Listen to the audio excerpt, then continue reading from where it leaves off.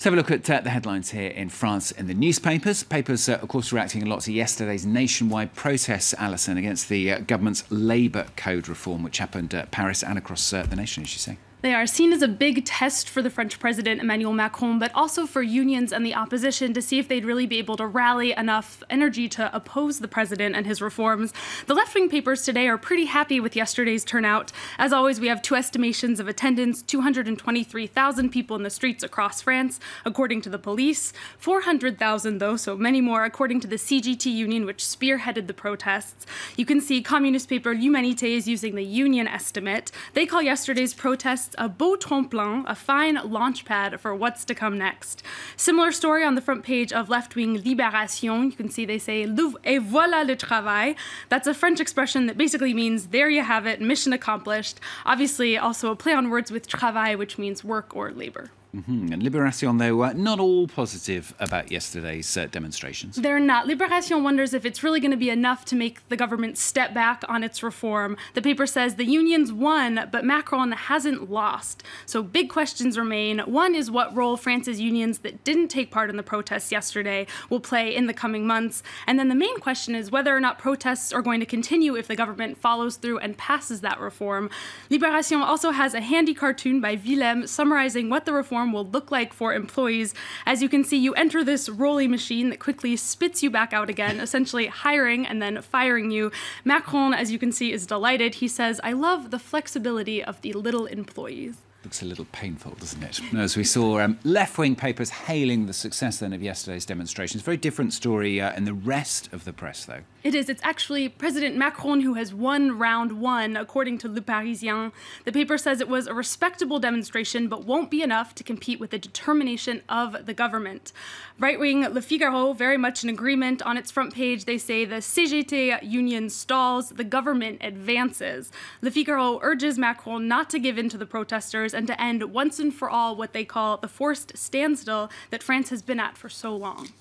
Pretty hard to know, though, if Emmanuel Macron will get the message. As we said earlier in the news, he's been busy in the French Caribbean assessing the damage from Hurricane Irma. That's right. You just saw him in a photo on the front page of Le Figaro arriving there yesterday. Good timing to be out of the country. Le Parisien has a rather snarky headline imagining the president saying, "Protests? What protests?" The paper says that the president has been using a strategy of carpet bombing, essentially launching tons of changes at the same time to overwhelm the opposition. Not only the reform of the labor code, but also measures like lowering the amount of money that people receive for housing aid. Not all of the things are new measures, though, that the left might disagree with. The Parisien also points out that just yesterday, the State Secretary of Women's Rights announced that lesbian couples will be able to use artificial insemination starting in 2018. So big changes to come. Now, Paris also has a very big event coming up in 2024. As we've been telling you, it's the Olympic Games, of course. The Olympic Committee set to officially attribute the Games to Paris later today. Right, Stuart. Another huge story in the French papers today. You can see it on the front page of Catholic paper La Croix. The paper says the Games will give new energy to the city, and the city will also be giving the Games some new energy. Many traditional sports like archery and weightlifting will disappear from the roster, replaced by sports that are apparently more appreciated by the younger generation, like surfing, climbing, and skateboarding, that will all be a part of the Olympics starting in 2020. There had been some opposition to holding the Games in Paris, but according to La Croix, it's died down, and now 83% of French people are in favor of holding the Games in the capital. Left-wing papers have got some worries, haven't they, though? They do, notably the budget. Communist paper L'Humanité says the Olympic Games in Paris, but at what price?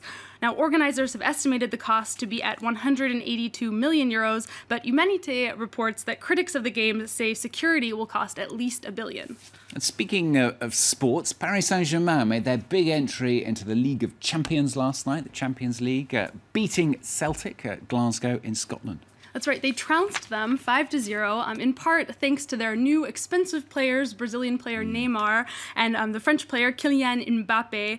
According to Le Monde, their recruitment to the team wasn't just strategic for the team for winning, but also for the diplomacy of the team's Qatari owners. Now, as we know, Qatar is currently in conflict with other Gulf countries, and according to this article in Le Monde, buying expensive new players was a show of power and a way for Qatar to taunt its neighbors. OK, Paris Saint-Germain, we should see how they do over the rest of the season, I suspect. Probably quite well. Thanks, Alison. Alison with the papers on France 24. International ones, a couple of hours' time with us on the programme.